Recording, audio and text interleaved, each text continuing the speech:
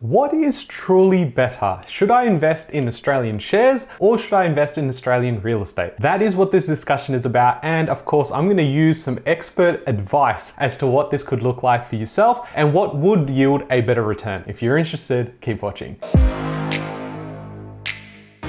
Hey guys, my name is Ravi and welcome back to Personal Finance with Ravi Sharma. If you're new here, smash that subscribe button because I talk about real estate, cryptocurrency, and financial freedom. Now, of course, I'm here as a YouTuber, so I can't really give you financial advice and I give you a disclaimer in every single video. But what I'm going to do is I'm going to share an analysis that a fellow financial advisor has actually shared online, and what I'll attempt to do is share my thoughts as well as break it down for you guys so you can easily understand, walk away and say, yeah, you know what, that made a lot of sense. Now, before I do continue, there is such a large portion of you guys that are watching but haven't subscribed to the channel. It would mean the world to me by supporting the channel by simply pressing that red button that says subscribe. And with that, I'll continue. So this data is based on 150 years worth of data backed by Westpac Research. Now what we can see is that Australian property over the last 150 years, with the growth plus the rental income component, has yielded about 8.3% per year on average. Whereas when you compare this to the long-term historical data trends of Australian shares, they've actually gone ahead and performed at 9.8%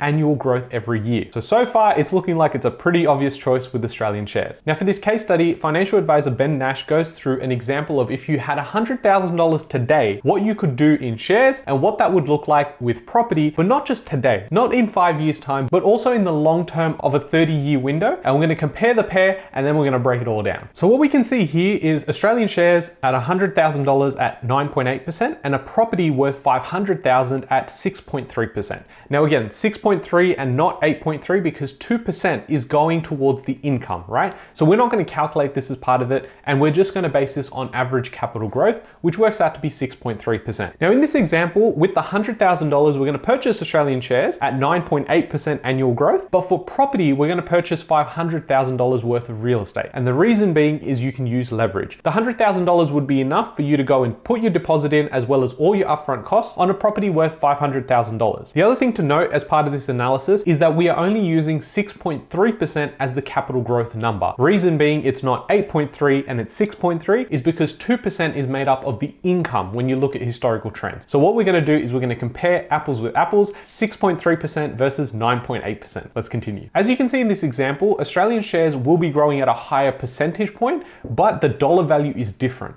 And you can see that straight away in year one, where the $100,000 is now worth $110,252, but the property that was purchased for $500K is now worth $532,426. And we see how the power of leverage can really assist you in growing your wealth faster. I'm definitely going to cover off some risks as well as some opportunities after we do this analysis. What we can see is after 10 years, the shares would be worth $265,387. That's greater than a 2x on the initial investment of $100K. Whereas the property would now be worth $937,259. Now, although that is not a 2x of the property value, what you need to look at is the cash on cash return. So how much money did I put in and how much my return is on that money. So in this case, the shares are returning a 2.6x multiplier, whereas with the property, it's coming in at probably 9.3x. However, we need to consider that we do have debt on this property. If we did take out debt at 90% LVR, that would be $450,000. So we can go ahead and minus that from that dollar value. So the $937,000 would now become $380,000 in terms of equity. And that is the equity position we need to calculate when we look at cash on cash return. And that would be a higher return than the shares in this example. Once you go and extend this for the 20-year and 30-year time frame, you really see the power of leverage and how real estate can help you grow a lot faster than purely looking at shares. What we can see here is by the year 30, those shares that were initially invested for $100,000 is now worth $1.869 million. Now, this is what people sort of often talk about, is that passive investing style where you continue to dollar cost average into those markets. And this is how you end up retiring on more money than if you were simply just saving that money in your bank account. Now, if you compare that to the real estate here, the property value is now worth $3.293 million which is phenomenal.